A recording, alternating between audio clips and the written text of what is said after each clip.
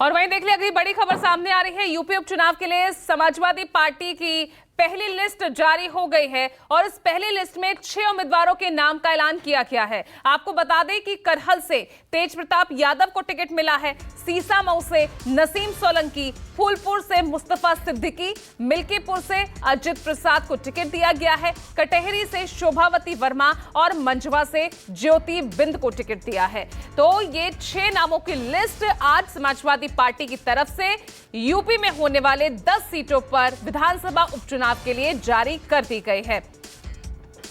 तो ये 6 सीटें, अजित प्रसाद का नाम, जिनके नाम की घोषणा पहले ही समाजवादी पार्टी की तरफ से कर दी गई थी, तो पहली लिस्ट में ये 6 नाम सामने आए हैं। करहल से तेज प्रताप यादव को टिकट मिला है।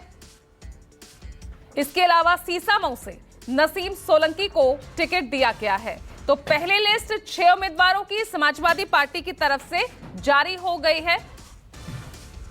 और एक बड़ा दांव, हालांकि टाइमिंग को लेकर यहां जरूर कई सवाल खड़े होते नजर आ रहे हैं, क्योंकि कल ही हरियाणा विधानसभा चुनाव के नतीजे सामने आए हैं और उसके ठीक एक दिन बाद समाजवादी पार्टी की तरफ से 10 में से 6 सीटें, पहली लिस्ट जारी कर दी गई है। 6 सीटों पर उम्मीदवारों का ऐलान। मानस श्रीवास्तव जुड़ गए हैं सीधा लखनऊ से। मानस, इस लिस्ट को जारी कर क्या मैसेज देने की कोशिश यहां समाजवादी पार्टी की तरफ से की गई है, क्योंकि टाइमिंग को लेकर लगातार सवाल उठ रहे हैं। मानस, देखिए, अगर भारतीय जनता पार्टी के लफ्जों में कहें तो समाजवादी पार्टी ने कांग्रेस को उसकी हैसियत उत्तर प्रदेश में बता दी है। ये पहली प्रतिक्रिया आई है भारतीय जनता पार्टी की तरफ से, और भारतीय जनता पार्टी की तरफ से ये कहा गया, एक तरीके से मजाक उड़ाया गया और कहा है कि समाजवादी पार्टी ने जिस तरीके से 6 उम्मीदवारों के नामों का एक तरफा ऐलान किया,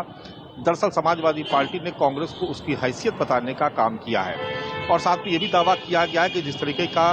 घमासान इंडिया गठबंधन में मचा हुआ है, आने वाले 10 विधानसभा सीटों के जो उपचुनाव होने उसको भारतीय जनता पार्टी ही जीतेगी। सबको इंतजार है कांग्रेस पार्टी के रिएक्शन का, जो अभी तक नहीं आया है, लेकिन इतना जरूर है कि समाजवादी पार्टी ने जिस तरीके से मतगणना के अगले ही दिन इन 6 नामों का ऐलान कर दिया, और उसमें से 2 सीटें ऐसी हैं जिस पर, बल्कि क्यों कहा जाए 3 सीटें ऐसी हैं जिस पर कांग्रेस का दावा बहुत मजबूत था, जिसमें से 2 सीटों पर तो बहुत मजबूत दावा था, क्योंकि मिर्जापुर की मंझवा सीट जहां से अजय राय खुद चुनाव लड़ने की तैयारी कर रहे थे, एक सीट वो है। दूसरी फूलपुर की सीट जहां से कांग्रेस पार्टी ये मान के चल रही थी कि उसको जरूर यहां से ये सीट उसके हिस्से में आएगी।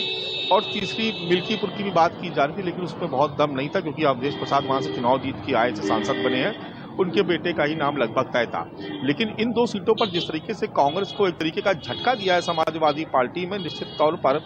अब कांग्रेस की तरफ से देखना होगा कि आखिर कांग्रेस किस तरीके से इस पर रिएक्ट करती है, आगे वो इस समाजवादी पार्टी के इस फैसले को किस तरीके से लेती है। क्या वो भी सभी 10 सीटों पर अपने उम्मीदवारों के नामों का ऐलान कर देगी, क्योंकि जिस तरीके से पहले सभी 10 सीटों पर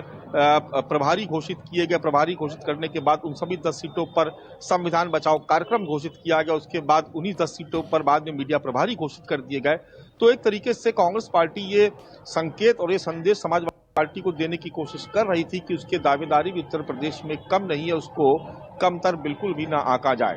लेकिन जिस तरीके से समाजवादी पार्टी ने एक साथ 6 सीटों पर उम्मीदवारों का ऐलान कर दिया, जिस पर 2 सीटों पर तो कम से कम कांग्रेस का दावा था ही, समाजवादी पार्टी ने बिल्कुल साफ कर दिया है कि जिस तरीके का व्यवहार हरियाणा के चुनाव में कांग्रेस पार्टी ने किया, ये बताते हुए कि समाजवादी पार्टी का वहां पर कुछ भी नहीं है, ठीक वैसे ही व्यवहार यहाँ पर उत्तर प्रदेश में समाजवादी पार्टी ने कांग्रेस के साथ किया, ये बताते हुए कि कांग्रेस उत्तर प्रदेश में समाजवादी पार्टी के बगैर कोई हैसियत नहीं रखती है। लेकिन मानस, ये भी बहुत हैरान करने वाली बात है, करीब 1 घंटा हो चुका है और अब तक कांग्रेस की तरफ से कोई रिएक्शन आया नहीं, या फिर वो खुद असमंजस में फंस गई है, क्योंकि हरियाणा विधानसभा चुनाव के नतीजों ने कहीं ना कहीं कांग्रेस को बैकफुट पर तो ला दिया है। देखिए, हरियाणा का जो उपचुनाव है उसके माफ कीजिएगा, हरियाणा का जो विधानसभा चुनाव उसके हार के सदमे से अभी कांग्रेस पार्टी बाहर नहीं आई कि दूसरा झटका समाजवादी पार्टी की तरफ से लगा है। अब निश्चित तौर पर अगर इस पर कोई रिएक्शन देना है तो जो उत्तर प्रदेश का नेतृत्व है वो बगैर केंद्रीय हाईकमान से बात किए हुए बगैर उस पर कोई रिएक्शन नहीं देगा। क्योंकि अगर कोई भी रिएक्शन आता है तो निश्चित तौर पर उसका असर इंडिया गठबंधन की उत्तर प्रदेश में साख पर पड़ेगा, जिसका हम लोगों ने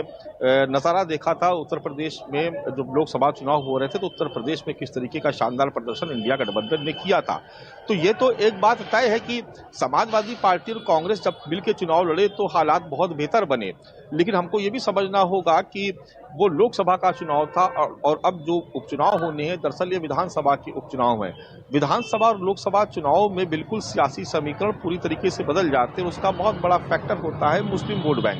क्योंकि उत्तर प्रदेश का मुसलमान ये समझता है कि अगर यूपी में बीजेपी को रोकना है तो उसको समाजवादी पार्टी के साथ जाना होगा, और अगर देश में बीजेपी को रोकना है तो कांग्रेस का हाथ पकड़ना होगा। तो ऐसे में समाजवादी पार्टी इस बात को लेकर के पूरी तरीके से मुतमईन है कि मुस्लिम वोट बैंक निश्चित तौर पर समाजवादी पार्टी के साथ आएगा। तो दलित और मुस्लिम का जो गठजोड़ है, दरअसल यही समाजवादी पार्टी इसी के सहारे आगे बढ़ेगी। अगर आप इस पहली सूची को ही देखेंगे तो आपको समझ में आ जाएगा। ये अलग बात है कि भारतीय जनता पार्टी कह रही है कि 6 में से तो 5 तो परिवार के ही लोग हैं, तो परिवारवाद का तो आरोप लगना शुरू हो गया है। लेकिन समीकरणों के लिहाज से बात किया जाए तो जिस तरीके का समीकरण बैठाते हुए समाजवादी पार्टी ने ये सूची जारी की है, निश्चित तौर पर उसको इस बात का पूरा इत्मीनान है कि इस विधानसभा चुनाव में मुस्लिम वोट बैंक उसके साथ आएगा, कांग्रेस के साथ नहीं जाएगा। तो कांग्रेस को अगर आना है गठबंधन में तो समाजवादी पार्टी की शर्तों पर आना होगा। समाजवादी पार्टी कोई शर्त इस उपचुनाव में कांग्रेस की नहीं मानने जा रही। बिल्कुल स्पष्ट और साफ संदेश अखिलेश यादव ने दिया है। चलिए ठीक है, बहुत ही स्पष्ट संदेश इस पहली लिस्ट को जारी कर समाजवादी पार्टी की तरफ से अखिलेश यादव ने ये दे दिया है। बहुत बहुत शुक्रिया आपका मानस इस तमाम जानकारी के लिए। वहीं देखिए हरियाणा को लेकर